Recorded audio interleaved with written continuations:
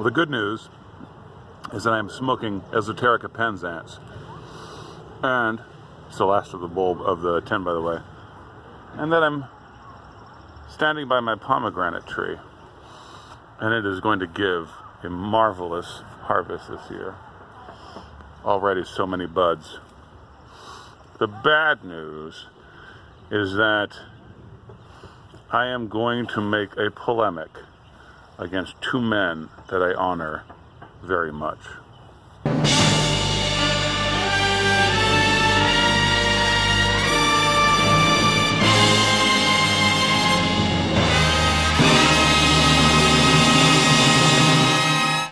are two pastors out in the town of Moscow, Idaho, who I really enjoy following and reading, who have had a large impact in my life, especially the first one, Douglas Wilson and Toby Sumpter. And they often find themselves in the middle of controversies. It is nothing new for them. I remember when I was at Pastor Wilson's church in the early 2000s that he would rail against blogging and declared that he would never have a blog. He described the vices inherent to the platform. After all, the medium is the message. Unfortunately, there's been a wave of posts that they've done recently which have been less controversial and more boring. Perhaps now, though, is the time to return and consider the vices inherent to the platform. After all, the medium is the message. Less controversial and more boring, as in the sin of boredom, the social sin of being boring. You do not want to be called a bore. Being a bore is a deadly and heavy thing. And they've been talking about something with such heavy hands that they've become bores. And not the sort of bores you can ignore. Bores you have to say something to. So I will shortly tell you what they've been talking about.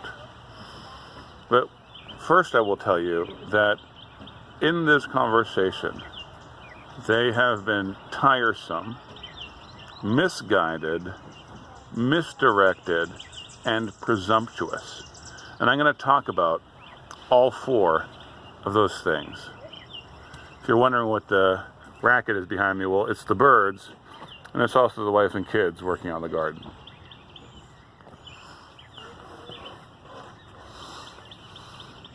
All right, so as I can follow it, several weeks ago, Pastor Toby Sumpter came out with a post in which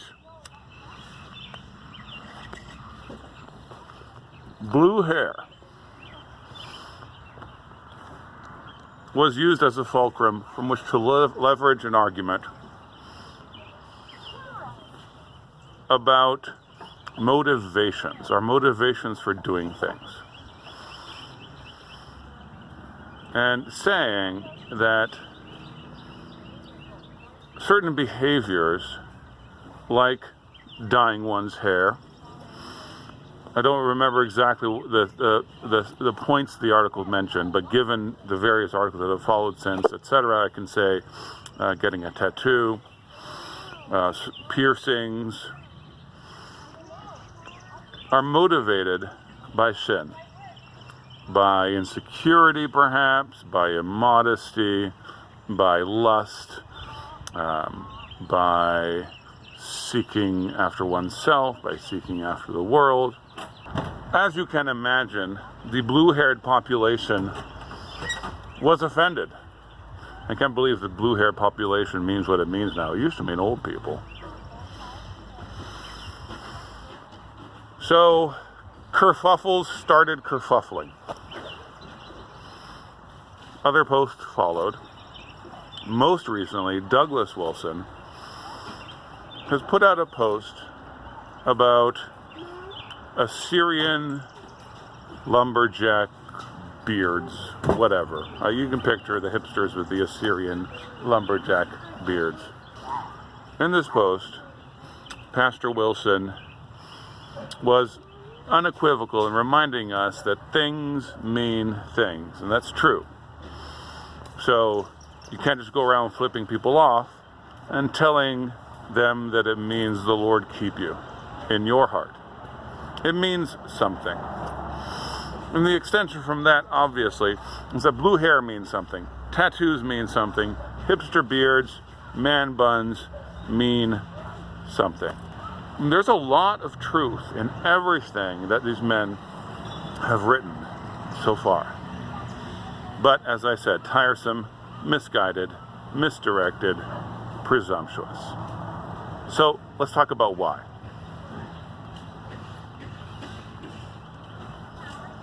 First, tiresome. Both of these men have written before about the virtue of being provocative in their writing and their communication. They want to be provocative. Fine. I mean, I guess I got a little bit of that in me. I understand it. I try not to be a bore.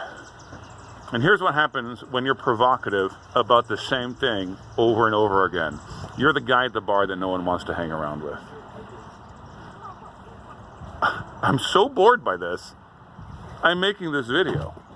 Like, it actually provoked a reaction on the other side of boredom, right? So at first I had my reactions to the rhetoric. Then I had my, man, are they still talking about that? Now I have my, dudes, they're still talking about this. It's become tiresome. Even if you honor gentlemen were 100% correct. Boring. Related to that is just the general misguidance of this thing. I mean, I understand that these posts are motivated by pastoral care, but considering, oh, you know what? Train's coming by. Time to pause the video. So, back to Misguided. Who are we talking to? What kind of good are we trying to do? I mean, that's why this is after tiresome. This is why it's after being a bore. No one wants to listen to the bore. And so, all of this kerfuffling is not going anywhere. It's not going down a productive path. And that's even, train's still there, that's even granting that all the facts are in order and all the truth is lined up, which is not something we can take for granted. It is very true that many people who get blue hair are motivated by insecurity, immodesty, lust. But that is the same argument that I tired of as a young man when people said, oh, you homeschooled? You're so socially well adjusted. Dudes, could it be that people who are antisocial, who are misanthropic, might be more likely to choose homeschooling, but that homeschooling itself doesn't produce antisocial behaviors? Is it possible that people who struggle with modesty and lust might be more likely to select blue hair, but that having blue hair is not necessarily the product of lust? Well, I submit that it is. And of course it's possible. And that is another one of the misguided things.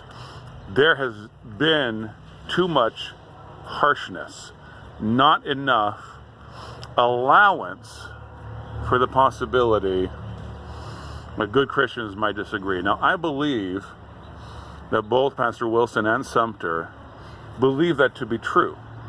Okay? I mean, it's even possible that at some point it was written down in one of these posts. I'm not even sure I've written all the posts that this has been about. In fact, I'm pretty sure I haven't, because as I said, I got bored. But the tone is one that communicates, again, I think on purpose, because they're trying to be provocative. A lot of this stuff is also misdirected. Misdirected how? Because it is painting with strokes that are too broad. It's painting too categorically. Skinny jeans for the generation below me, but Lord save me, bell-bottoms for the generation above me. So misdirected, why? Because no one is being hit effectively. I mean, this is carpet bombing, which is not particularly pastoral. And I'll tell you one thing that bombing civilian populations does. You think it's going to break morale, but it doesn't. It doesn't. It makes resistance stiffer. Finally, and I think most importantly, I mean, this is what this has been building to. The behavior of these men in writing all these posts has been presumptuous. As I've said, painting with a broad brush. Cultural blindness. Not blindness. How do you say myopy?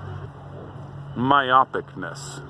There are a lot of behaviors that are sinful, anti-Christ, and anti-human. There are a lot of behaviors that are sinful, anti-Christ, and anti-human on a massive scale as a category. And we are seeing a lot of that right now. And that creates some of the confusion into which Pastor Wilson, Pastor Sumpter, I now, many have waded. Let's start with one that, well, let's talk about celibacy. It is anti-human to insist that an entire group of people or entire category of people be unmarried, be chaste outside of marriage. Trains all day long. So I would say that teaching people to not marry in vast numbers at all times and in all places is anti-human and therefore anti-Christ. And it does harm. However, we know for a fact that some people are called to be single, to be chaste outside of marriage. So if a man comes to me and says, Joffrey, I think I'm called to be single forever, I would actually advise him against it.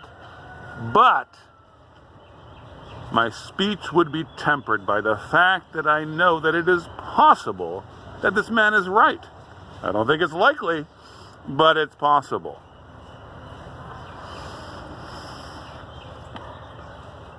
People should live together.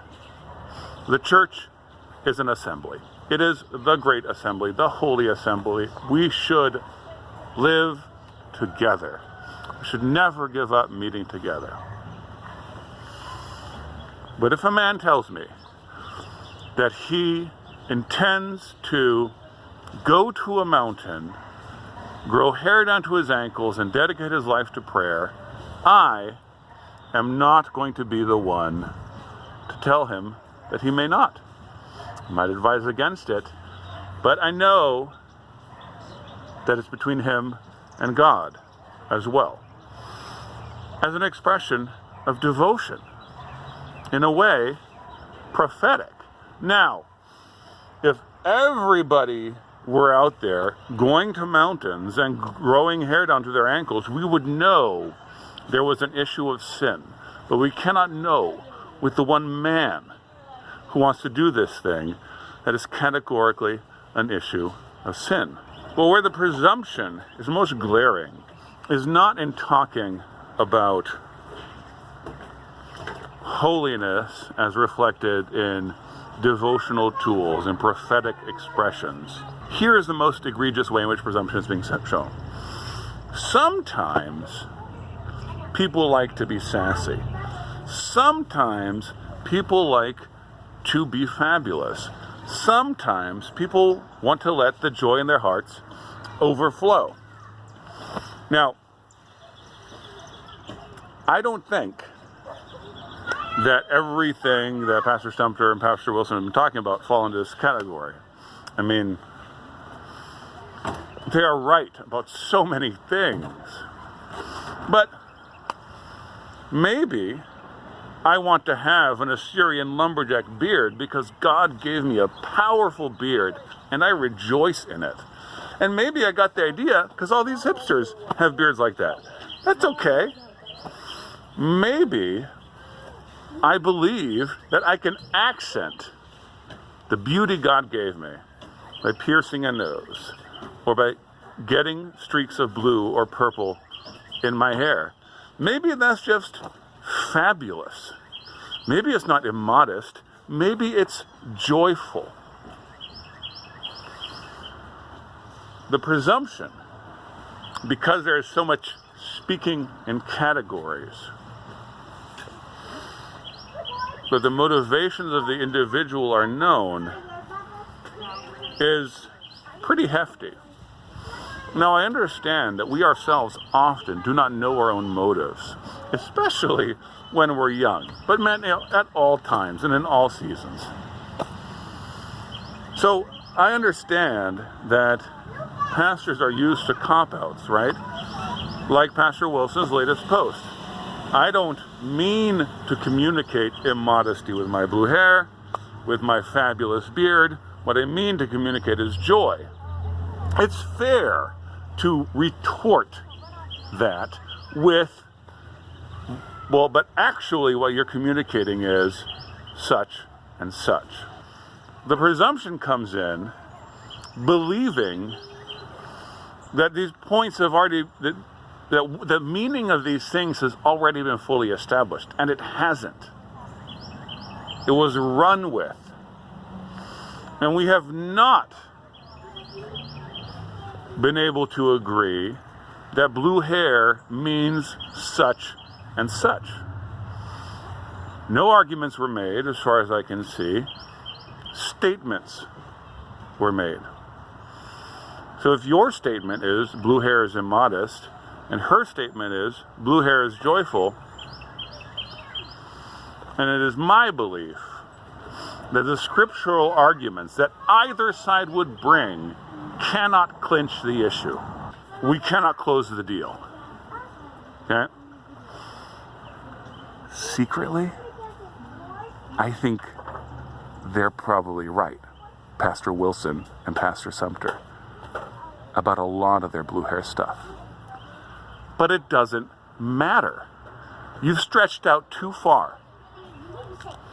You're not talking like this is something in which there might be a little give, in which there's the chance that you might be wrong in the motivations of the individual and the motivations socially. Now, it's pretty obvious to see where the world is going and where society is going, and a lot of people in the world paint their hair blue and have big beards. I get that. You know, I used to have a really big beard and go to beard contests. Those are very pagan affairs. People at beard contests literally worship Thor and motorcycles. But big beards are still awesome. Space aliens, wannabe elves, and furries paint their hair blue. Maybe. Though Pastor Sumpter and Pastor Wilson don't think so. I don't really think so. But maybe blue hair is awesome. And we should stop being so tiresome about it. The peace of Christ be upon you.